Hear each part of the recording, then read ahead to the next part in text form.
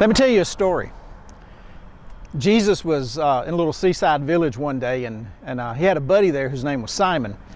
And while he was there, he was teaching in the Jewish place of worship every weekend. He'd been doing this for several weeks, and one particular weekend while he was teaching in the Jewish place of worship, this man who was there, who was in the bondage of an evil spirit, just spoke up while Jesus was teaching.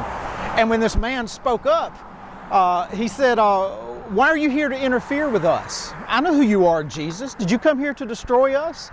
Jesus just cut him off, and he told him to be quiet. And he told that evil spirit that was in him, he said, "Come out of him now." And when it came out, he fell down to the ground.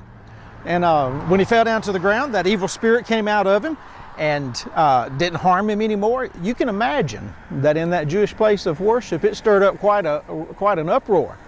Everybody was talking about it. They'd already been talking about the fact that he teaches with somebody that has a lot of authority.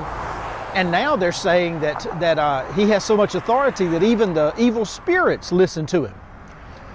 Well, the service was pretty much over with after all of that. And so Jesus left, but word spread throughout the village and around to other villages.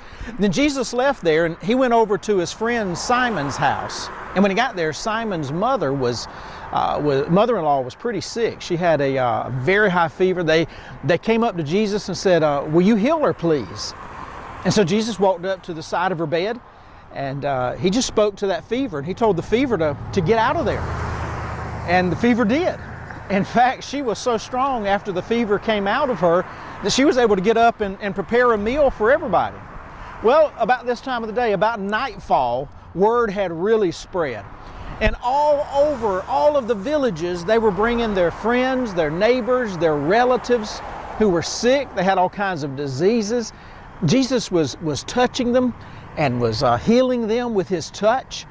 And then some of them had evil spirits as well. And Jesus was able to cast those evil spirits out, was able to tell those evil spirits to leave, and they did. They obeyed him.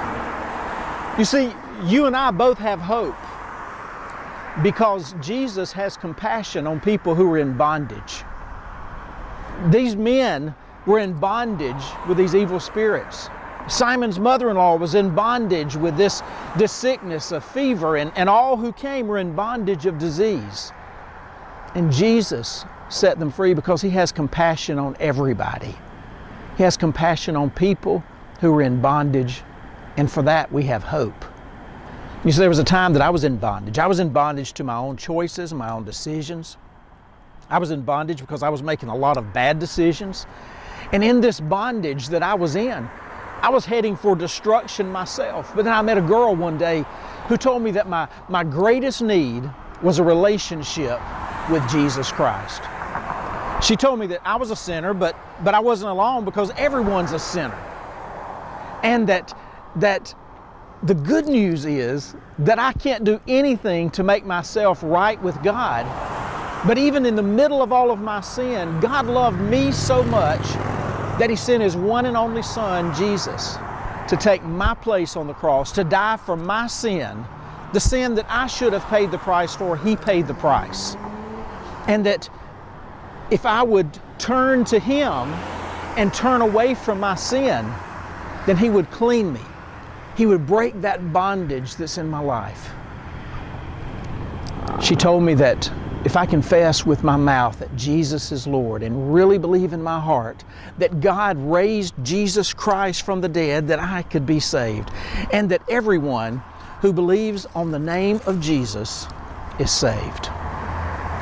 You can be saved today. Do you sense God drawing you, calling you to himself? You can trust him. You can call out to him right now, right where you are. Whether you're in a quiet place or next to a busy highway, you can come to know a relationship with Jesus Christ personally.